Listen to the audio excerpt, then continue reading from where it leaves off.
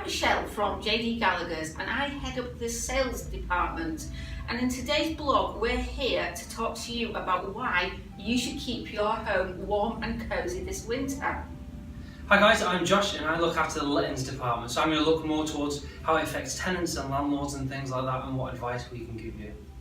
Perfect. So let's begin with the sales side, and I want to talk to you about viewers. As you can probably appreciate, the weather is absolutely icing cold, very freezing at the moment, to the point everybody is moaning as to how cold they are. Sarah has been out on viewings, and one thing she's commented on how important it really is to keep your house nice and warm.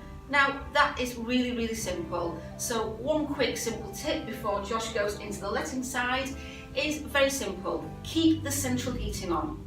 Just keep it on constant, so it takes a chill out, and trust me, your viewers will linger longer on viewings.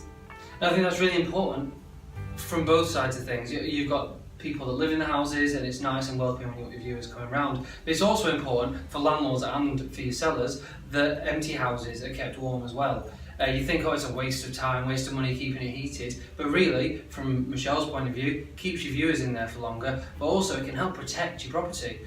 If it goes really cold, there's no heating on, everything goes, your pipes freeze up and it can cause cracks in the pipes, so when everything sort of thaws out again, you end up with little sort of floods and all sorts of things that can cause problems. If it's empty, no one's there to find out. That is a very good point. I know a couple of years ago, one of our boiler people went round actually draining down systems on empty properties.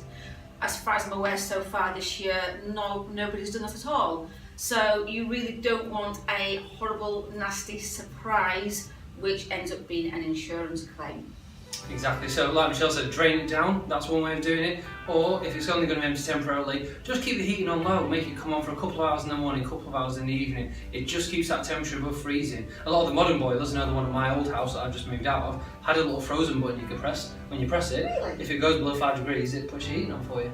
I never knew that. See? Oh, see? These things, you know, it saves you money. Yeah. When I get home, checking my boiler. Exactly. So back to the sales side. You obviously got a beautiful home, and hopefully you'll follow our presentation tips.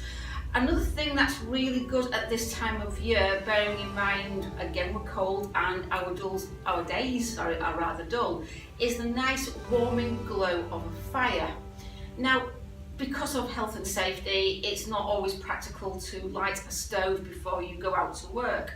But a little secret tip of mine is, why not get fairy lights in a battery pack, have the glass cleaned very nicely, pop them in on twinkle, and it creates a wonderful glowing effect. You could also, if you have electric fire, just switch it on with the light mode, and again it gives that nice warm glow. Psychological as well, isn't it? You probably feel warmer if you think there's a fire on, even if you can't put a real stove on. Very psychological. I mean, I'm somebody, if I can see the sunlight and the sun shining, I'm actually very warm.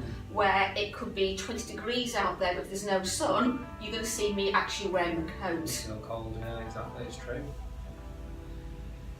So, there's loads of other things you do apart from just fires. There's candles as well. I know you're a fan of candles. I'm a massive fan of candles. So am I. And candles also add a really nice smell to the home. So, little tip there, just leave some matches out. We can always give a candle a quick light, and of course blow it out before we leave. The other things that we can also look at, for instance, and this might sound ridiculous, but let's look at it from now a money saving point of view. So you live in your home, you may live there right now, and you're thinking, I can't afford all this heating costs. Let's face it, we're all expecting British Gas to actually put their prices up. They like to do that. Yeah, and if you look at Sky News, there's been a little warning today that's likely to happen. So, little tip now, going back to my mother and father. Yes, they are Yorkshire people, and yeah, Yorkshire people we all know are exceptionally tight and known for it. My family's from as well, so yeah. You'll I know what it's then. like, yeah. Okay. So, my mum's always said, during daylight hours, open those curtains as far as you can, because what's going to happen is, if it is a sunny day, the sun is going to magnitude through the glass, and it's going to warm the house up. Keeps it in as well, yeah, exactly, yeah. Yeah. Yeah, I do. Well, there's loads of fantastic tips there just to heat up in the first place, but biggest problem I have on my side of things with tenants and things are boilers.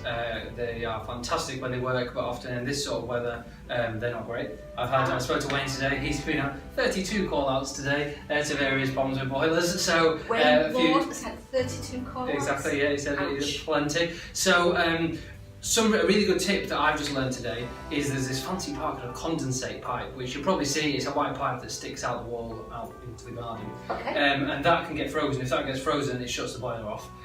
Various error messages could come up, so I couldn't tell you exactly what they are.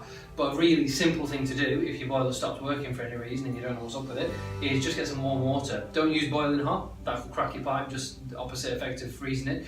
But put some warm water on and watering can, something like that, and eventually it'll loosen up and hopefully that'll get the water flowing again and the boiler should kick back in. Brilliant tip. So, but if it's not that and you do try that, make sure you give someone a call as soon as you can because they're very busy at this time of year to try and get something sorted to get it fixed. But it's always worth trying to look up what the error code is that comes up if you've got a manual. Another tip that I got, probably 2-3 years ago now, was actually about the importance of bleeding your radiator. Now, I know lots of people say, well, where do we get these bleeding keys from? How do we do it? But didn't you find one yesterday? Yeah, we've used one. It's a cross, literally just like that. It's got 4 different settings on it, and I think it's £2.99 or something like that from Wilkinson's. We, the sales staff and viewers, go out and borrow it every now and then as well because it gets you into meter boxes as well. It's got loads of handy little bits on it, and it just takes a few seconds to bleed the radiator just to get any excess air out, and then it heats things up properly, keeps the pressure up on the boiler. So again, that is really going to help. So that's pretty much it. I'm just going to give you one final tip. This came from my holiday quite a few years ago in Iceland. Yes, I am always cold, and therefore I was rather whinging about how cold I was. And the lady in Iceland, obviously lives there, said there was no such thing as bad weather. What it was inappropriate dress. So I'm going to say, please dress nice and warm for this cold weather. I've got my scarf on. I'm not baring my legs now, Josh, I promise. I'm actually wearing my thermals. Yep, that's correct. Keeps nice and warm. It does.